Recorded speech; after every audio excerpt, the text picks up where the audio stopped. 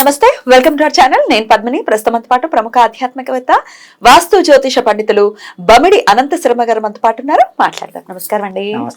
పోయిన ఎపిసోడ్ లో మనం శ్రీచక్రం అనేది ఎవరెవరు పెట్టుకోవచ్చు, పెట్టుకున్నటువంటి ఇళ్లు ఎలా ఉండాలి అనేది చాలా వివరంగా మీరు తెలియచేశారు.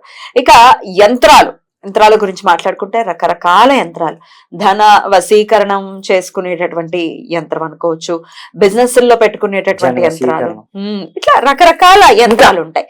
ఏ యంత్రాలు ఉంటాయి, ఎటువంటి యంత్రాలను మనం ఆశ్రయించవచ్చు, పెట్టుకోవచ్చు, ఎట్లాంటి ఆరాధన చేసుకోవాలి యంత్రాలకి అనేది ఒక్కసారి మీ ద్వారానండి. యంత్రాలు ఆరాధన అనేది వాస్తవంగా చెప్పాలంటే సాధ్యమైనంత మటుకి మన ఇంట్లో పెట్టుకున్న, వ్యాపార సంస్థల్లో పెట్టుకున్న, మీరు చెప్పినట్టు ధనాకర్షణ మంత్రం, జన ఆకర్షణ యంత్రాలు, ఇలాంటివి రకరకాలు, లక్ష్మీ కుబేర యంత్రం, ధన్వంతరి యంత్రం ఏంటమ్మా, ఇలాంటివి చక్కగా ఎంతో మంది ఎన్నో రకాలుగా తెచ్చి పెట్టుకుంటున్నారు, తప్పులేదు. దానికి కూడా కొన్ని రకాలుగా చెప్పాలంటే అందరికి యంత్రాలు ఉపయోగపడవు, పెట్టుకోకూడదు, పాపం కలిసి రావు అందరికి. కారణం చెప్పిన వ్యాపార సంస్థల్లో కౌంటర్లో ఒక జనాకర్షణ యంత్రం పెట్టాం దానికి డైలీ ధూపదీపం వెయ్యాలి. అలా పెట్టేసి వదిలేయకూడదు. బయట సింహద్వారానికి కూడా కట్టేసి వదిలేస్తారు. ఇప్పుడు మన ఇంట్లో ఎలాగో ధూపం వేస్తాం, అగరబత్తి ఇచ్చిన అక్కడ పోవడమే, దానికి కూడా చూపించాలి. ఆ గడపకు కొట్టిన దానికి కనీసం సింహద్వారం, ఎందుకంటే దానికి కూడా ఆరాధన కావాలి. యంత్రం పెట్టి అయ్యారు తెచ్చిచ్చేయాడు మంచి పండితుడు, ఇంకా కౌంటర్ లో మంద రేపు నుంచి వెలిగా అంటే అదేం సంబంధం లేదు. యంత్రానికి మనం షాప్ ఓపెన్ చేయగానే చక్కగా గుడి చేసుకుని అగరబత్తి దీపం పెట్టమని నేను చెప్పను, అందరికీ గుర్తొస్తుంది. చక్కగా అగరబత్తి కౌంటర్ కూడా చూపించాలి. ఆ కౌంటర్కి ఎప్పుడైతే అగరదూపం చూపిస్తే ఆ యంత్రానికి కూడా పవర్ పెరుగుతూ ఉంటుంది. ఏదో తెచ్చేసాం పెట్టేసాం అయిపోయింది, ఇంకా నాకు ఆయన మళ్ళీ ఆ పంతులు గారు వచ్చాక ఏమన్నా మీరు ఇచ్చేది ఎంత దారుణంగా ఉందంటే, నువ్వేం చేస్తున్నావు, యంత్రం ఇచ్చింది జేబులో పెట్టి తిరుగుతున్నావా లేకపోతే ఎక్కడైనా పెట్టి తిరుగుతున్నావు, అది కాదు. యంత్ర ఆరాధన కూడా వ్యాపార సంస్థలో పెట్టినప్పుడు ఆరాధన చేసుకుంటే, ధూపం వేసుకుంటే చక్కగా కలిసి వస్తుంది. ఇంకో తాంత్రికం తెలుసమ్మా వ్యాపారానికి, వ్యాపారస్తులు ఎప్పుడు రాగానే చక్కగా చెప్పులు తీసేసి లోపల ఉడిచేసుకుని, ఓనర్ అయితే చక్కగా ఉడుచుకుని నీళ్లు పసుపు నీళ్లు చిలకరిస్తే కూడా చాలా మంచిది. అలాగే కౌంటర్ కి తన జేబులోంచి 5 రూపాయలు ఎంతో కొంత, తన జేబులోంచే 5 రూపాయలు కొంత ఇంట్లో తెచ్చుకుని ఆ జేబులోంచి 5 రూపాయలన్నా 10 రూపాయలు ఆయన కౌంటర్ లో ఆయన వేసుకోవడంలో కూడా ఫస్ట్ మంచిది. అనద్దు, ఎవరో శనిగాడు వస్తాడు, వచ్చాక వాడు చెయ్యేటువంటిదో తెలియదు, లేకపోతే ఏ బహిష్ట ఆయన ఆడదే వచ్చి గబుక్కునేదో ఇవ్వండి అంటుంది, అది కూడా దోషం. అప్పుడు ఎవరిది కౌంటర్కి మంచి చెయ్యాలంటే ఓనర్దే మంచి చెయ్యాలి. చక్కగా ఇంట్లోంచి భార్య దగ్గర ఓ 10 రూపాయలు ఇవ్వండం, ఇలాగే చక్క భార్యదే, లేకపోతే కన్న తల్లి అమ్మ 10 రూపాయలు ఇవ్వమన్నాం, అది సపరేట్ గా పెట్టుకోవడం. వ్యాపార సంస్థలో రాగానే కౌంటర్ తీసి అందులో ఆ 10 రూపాయలు వేసుకుని అగరదూపం వేస్తే కూడా అమ్మ చక్కగా కలకలాడుతూ ఉంటాయి. అదే చెప్తే వ్యాపారస్తులందరికీ తొందరపడకండి, ఎవరు వస్తే వాళ్ళు కాదు, ముందు మీ జేబులో చేసుకోండి. వాళ్ళు చేస్తారమ్మా, వ్యాపారం తగ్గట్టుగా ఎవరి వల్ల కాచేయదు, వాళ్ళ తాంత్రికాలు, వాళ్ళ చక్కటి ఇది, వాళ్ళ పూజలు పుస్తకాలు వెరైటీగా ఉంటాయి తెలుసా. మన పూజకి మన విధానానికి చాలా వ్యత్యాసం, చాలా అంటే చాలా, 100కి 100 తేడా. వాళ్ళు ప్రతిరోజు రాత్రి ఎన్ని రకాలు చేస్తారు షాప్ కి, మనం ఏం లేదు, టైం అయిపోతాను, షట్టర్ పక్కన దింపేయడం, కాలుతో తొక్కేయడం, తాళం వేసాడు, ఇంటికి వెళ్ళిపోవడం. కానీ రాత్రి వ్యాపారం చేసేవాడు కూడా ఏమిటి అంటే, ఎవరైనా సరే వ్యాపారం చేసిన వాళ్ళు నిమ్మకాయ కర్పూరం పెట్టి చక్కగా దిగదుడు చేసి తొక్కేసి వెళ్ళిపోతే కూడా అమ్మా దిష్టి తాకదు. రాత్రి వెళ్ళేటప్పుడు ఎన్నో చెయ్యాలి. వ్యాపారం అంటే సరదా సామాన్యమైన విషయం. వ్యాపారం చేస్తున్నాం అంటే దాన్ని తగ్గ రెమెడీలు చేసుకుంటూ ఈ యంత్రానికి కూడా ఎవరైతే మంచిది, లక్ష్మీ యంత్రమో, కుబేర యంత్రమో, ధన్వంతరి యంత్రమో ఏమిచ్చినా కూడా కౌంటర్ లో పెట్టినప్పుడు రాగానే మొట్టమొదటి పూజ దీపారాధ అక్కడ దేవుడు చూపించేసి కౌంటర్ ఓపెన్ చేసుకుని ఆయన జేబులోంచి డబ్బులు అందులో వేసి ధూపం వేస్తే చక్కటి ఫలితాలు వస్తాయి యంత్రాలు. అంతేగాని ఇచ్చినోని తిడితే ప్రయోజనం ఉంది. మొన్న ఏకాదశి చాలా బాగుంది అన్నారండి, మీ చేతి ఇచ్చారు 500 పట్టుకుపోయారు గురువు గారు, నాకు మిగిలింది అంటే అది ఏం చెప్పాడు గురువు గారు, నీకు యంత్రం ఇచ్చి జేబులు పెట్టు తిరగడం లేదే, యంత్రం కౌంటర్ లో పెట్టుకో చక్కగా ధూపం వేయని చెప్పి వెళ్ళాడే. ఇక ఇంట్లో ఎట్లాంటి జాగ్రత్తలు, ఎలాంటి యంత్రాలను పెట్టుకోవచ్చు? ఇంట్లో కూడా వశీకరణ యంత్రం పెట్టుకోవచ్చు, అంటే ఎవరు ఇది ఇబ్బందులు తగలకుండా. అలాగే ఇంట్లో యంత్రాలు ఏమిటంటే అమ్మా, ఇప్పుడు ఇవి వచ్చాయి తాబేలు ఇంట్లో పెట్టుకోవడం వల్ల కూడా ఎంతో మంచిది.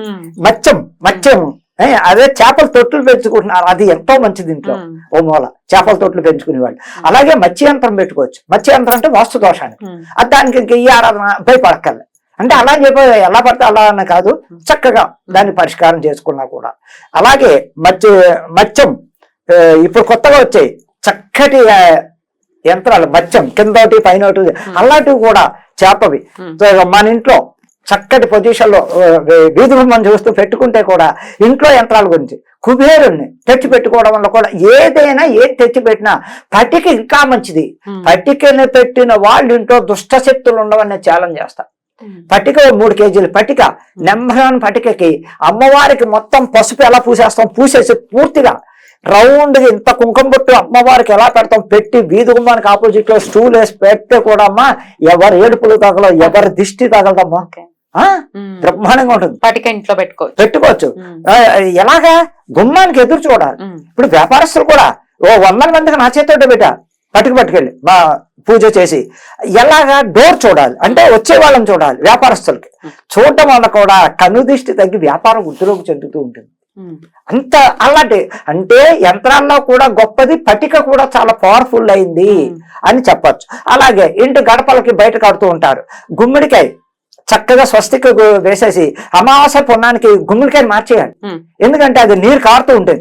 నీరు కారుతుందంటే వీళ్ళ ఇంట్లో భయంకర నరదిష్టి జరుగుతోంది అన్నప్పుడు కారన్నప్పుడు బానే ఉన్నట్టున్నా, అదేం కారట్లేదు బానే గట్టిగా ఉన్న డౌట్ అక్కడ తెలిసిపోతుంది. గుమ్మడికాయ డొల్